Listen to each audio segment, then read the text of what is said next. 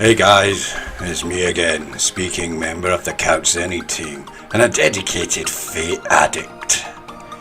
Today I'm going to talk about the 5 most underrated characters in the Fateverse. So let's start, shall we?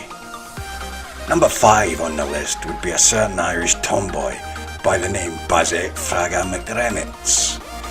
You gotta admit guys, she's just cool. Using those fists of hers, she can crush basically anything that gets in her way.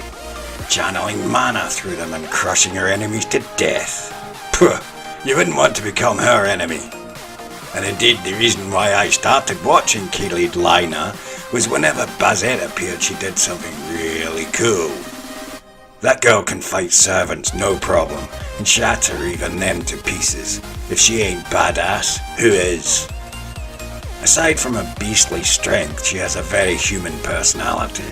And that strong sense of justice she possesses, without being a pushover, makes her especially amazing. You gotta remember guys, this girl wanted to summon her child hero, Coughlin, to change his sad fate. If all this doesn't make her favourite character material, then I've yet to understand where this fandom's priorities lie. Let's get to number 4. Kenneth L. Malloy Archibald. Oh yeah. Unpopular opinion here, I suppose, but Kenneth is a genius. He's a gifted mage, respected greatly amongst the Mage Association. His Mercury can basically protect him from anything, even gunshots.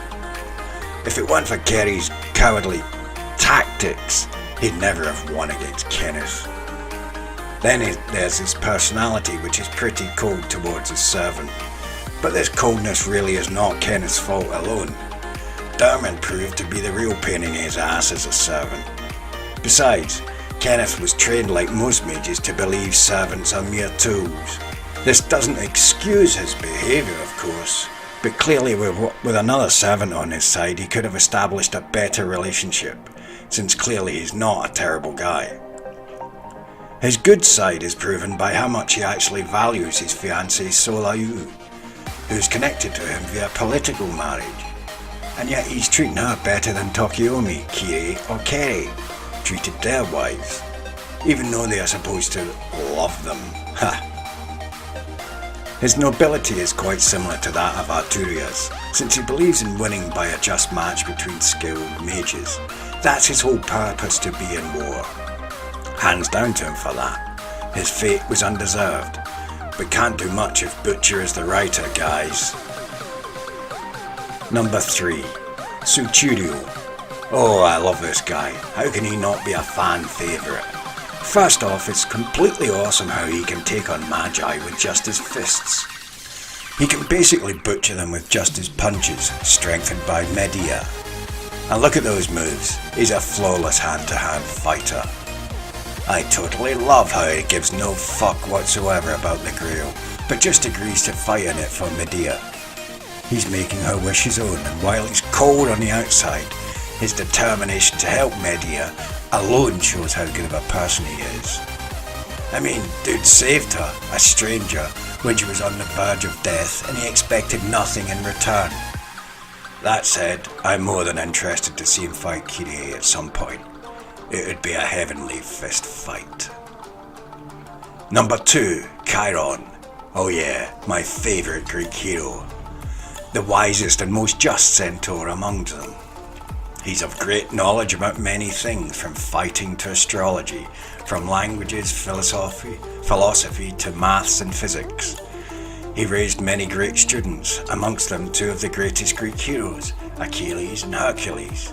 He's a real badass, and without doubt the best archer there is. He's a calm and wise teacher who, unlike Skatach, believes each student has the potential to become something great.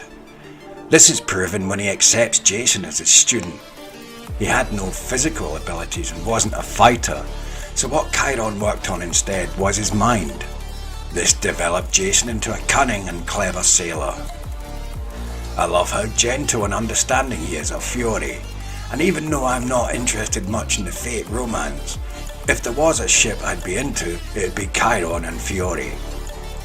The anime version of Fate Epoch was somehow a failure, But at least there were some moments dedicated to Chiron, although I believe he deserved more. And how isn't he in Grand Order yet? And at last, number one, motherfuckers. The master, the mistress, the sadist, the nun, the priestess. She's the one and only daughter to sociopath Kire Kotomine, Karen Hortensia. Fuck me in the ear. Like, how isn't she getting more screen time? Why is HA not getting an anime? Where's the love for Aku and Karenship?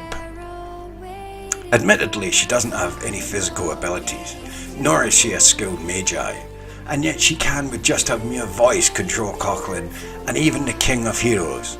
I mean, that girl doesn't even have her command seals, and look at her, she's tiny and skinny, mayhaps 150 centimeters and 40 kilos, yet her personality, her presence itself is so huge that she can intimidate someone like Gilgamesh. That aside, I kind of feel for her. She's had a rough past. Losing her mother and then being abandoned by her own father is pretty harsh. And similar to Sakura Matu, she went through multiple rapes by the priests who took care of her. And then there's this extremely vulnerable body of hers that reacts by injuries all over her body to demonic spirits. What's especially likeable about Karen is that even though she had a tragic past, she retained her sanity. She never complains about how sad her life had been, she just accepted it as it was. And yet she possesses a ridiculous amount of inner strength. All hail Karen Hortensia!